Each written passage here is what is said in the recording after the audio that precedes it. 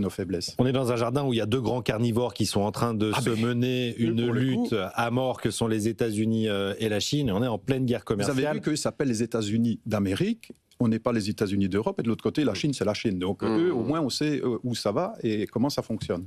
Gilles, qu'est-ce qui se passe entre les États-Unis et la Chine là ? Encore ce matin, la Chine a annoncé des sanctions contre les navires américains. Qu'est-ce qui se passe depuis vendredi dernier ? Je pense que c'est plus grave et plus profond, désolé de déprimer tout le monde encore plus, mais c'est plus grave et plus profond qu'il n'y paraît. C'est-à-dire que la lecture rapide de la semaine dernière, c'était les deux parties cherchent à gagner un peu de leverage avant leur rencontre en Corée du Sud à la fin du mois. Donc les Chinois remettent un coup de pression sur les exportations de terres rares, les Américains répondent avec 100% possiblement de tarifs en plus, et voilà, et ça se réglera à Séoul le 29 octobre. J'en suis pas certain, parce que j'ai l'impression que ce qui se joue derrière, c'est quand même la vraie question de fond, ce qui est la dominance technologique. Et j'ai l'impression que, du point de vue chinois, c'est maintenant ou jamais. C'est-à-dire qu'il faut réussir à casser le redéveloppement industriel américain que Trump essaye de pousser, et que son seul canal d'intervention aujourd'hui, c'est les terres rares. C'est les métaux, oui. Je rappelle que la plus grande mine de terres rares aux États-Unis expédiait jusqu'à récemment 80% de sa production en Chine pour être raffinée. Et oui. Il n'y avait pas c'est ça le pouvoir de la Chine, hein. Voilà. C'est le raffinement des terres rares, parce que des terres rares, contrairement à leur nom, il y en a de partout. Par contre, pour les résultats raffiner, des courses, le gouvernement américain a pris est monté au capital de cette mine, de la même manière que l'État américain est monté au capital d'Intel.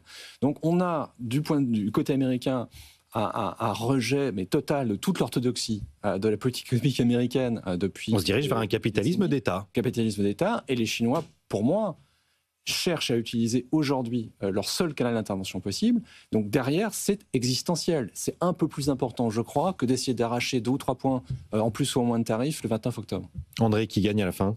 Ceux qui anticipent. Le coût des terres rares, c'est en 2011 qu'il y a eu un premier embargo de la Chine vis-à-vis du Japon, lorsqu'un Premier ministre japonais avait eu la bonne idée à nouveau de visiter un temple dans Tokyo où il y a certains criminels de guerre. Donc ça a créé une tension. Et ça avait été ça. 15 ans après, les Européens n'ont rien fait. Moi, je me souviens avoir proposé à un commissaire à l'énergie sur spécifiquement ce sujet de terres rares, de spécifiquement, comme on l'a fait avec le Covid, de faire un programme de recherche. On nous a dit oui, c'est très important, mais comme les programmes européens de recherche, c'est tous les 7 ans, il va falloir voir pour le prochain programme 4, c'est en 2028. Encore une fois, la bureaucratie. Donc on n'a pas compris, et surtout on n'est pas prêt. Et surtout on a dit on va le faire nous-mêmes. Ah non, on va centraliser ça à Bruxelles. Donc là, on a quand même un sujet. Et Dieu sait que je ne suis pas eurosceptique, mais je pense qu'aujourd'hui, on a des institutions dans notre pays. On parlait d'innovation et de rente. Je pense qu'en fait, ce que aussi peut nous dire Philippe Aghion quelque part en creux, c'est que nos institutions européennes et nationales ne se sont pas adaptées.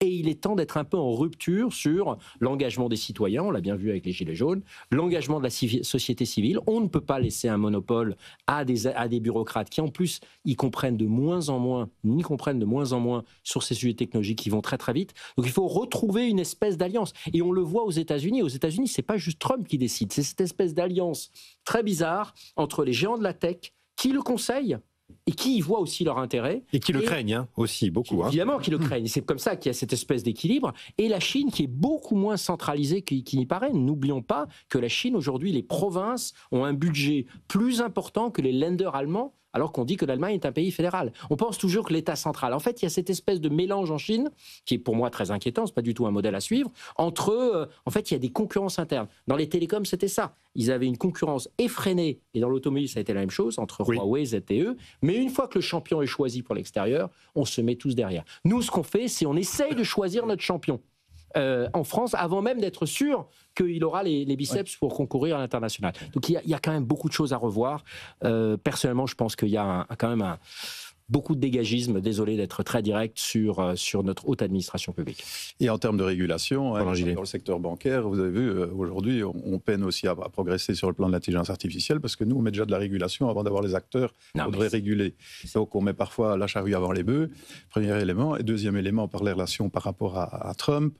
Je ne connais pas Trump, c'est pas un ami, mais je vois un petit peu comment il fait, même quand il était avant d'être dans son premier mandat. C'est quelqu'un qui manifestement aime la flatterie.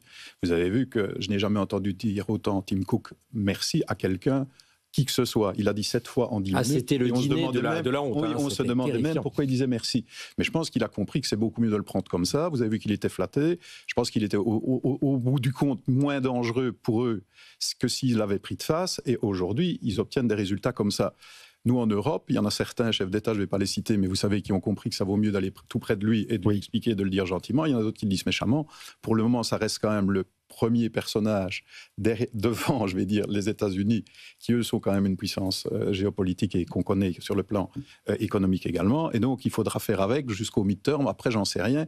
Mais donc, même dans le contact, je trouve que dans certaines négociations, et je ne vais pas donner de leçons, il faut quand même un petit peu se rendre compte qu'on a un acteur fort qui, au moment où il est, ne sait pas lui-même si demain il ne va pas changer d'avis. Par contre, dans les relations, il faut un tout petit peu, à mon avis, user de ce qu'on peut faire, nous, les Européens, c'est-à-dire un petit peu d'hypocrisie qui, à un moment donné, ne montre pas qu'on fait de la condescendance, mais qu'on a envie de faire des affaires derrière. Je vois les gens qui font des affaires avec lui maintenant. Je ne vous dis pas que je pense que c'est bien sur le plan éthique. Je dis juste qu'à un moment donné, ils vont devoir le supporter. C'est donc l'ère du rapport de force et de la flatterie. Et la réelle politique. Les bons équilibres. Je reviens aux échanges commerciaux, Mathieu Plane. La Chine est en train de se retourner vers l'Asie, du coup, pour vendre ses produits. Il y a beaucoup de stocks en Chine aujourd'hui, mais est-ce que l'Europe ne risque pas tout simplement l'inondation de produits chinois dans les prochains mois ? Ou est-ce que c'est mais alors c'est quand même intéressant sur les rapports de force, parce qu'on voit bien aussi dans les négociations Europe-États-Unis, on n'a pas été très très solide quand même sur à la fois sur les taxes qu'on va subir et sur les engagements quand même d'acheter. 15%, on fait partie quand même des meilleurs, des mieux traités finalement. Et en même temps, on est quand même une zone commerciale qui est importante, mais on s'est engagé à acheter plus de gaz de schiste qu'ils en produisent quand même. C'est pas mal. Bon, bref, ça c'est un des premiers points. Le deuxième point, c'est qu'effectivement, la Chine a compris que la destination favorite maintenant, ça va être l'Europe. Et vu les surcapacités de production, on a ce risque de déferlement des produits chinois qui avait déjà commencé en réalité avec des effets déflationnistes assez importants. Alors, certains pourraient dire, on va profiter de biens produits par des subventions chinoises pour la consommation des Européens. Mais ça, c'est aussi au risque de notre industrie. Oui. Et donc, est-ce qu'il vaut mieux bénéficier de la déflation chinoise et acheter des voitures chinoises, pas cher, et on accélère la transition énergétique, mais par contre, on n'a plus d'industrie automobile? Ou est-ce qu'on se protège, quoi? Donc c'est la question. Non, mais mais c'est l'argument des Chinois. Nos produits sont moins chers et de meilleures technologies pensées à vos consommateurs. Les subventions chinoises et c'est le consommateur européen. Mais moi, je suis pas d'accord avec ça. C'est qu'il y a quand même la question stratégique de moyen et long terme. C'est dire aussi, ça veut dire quoi? Une forme d'indépendance stratégique. C'est quoi? Sur quel type d'industrie on doit mettre aussi le paquet?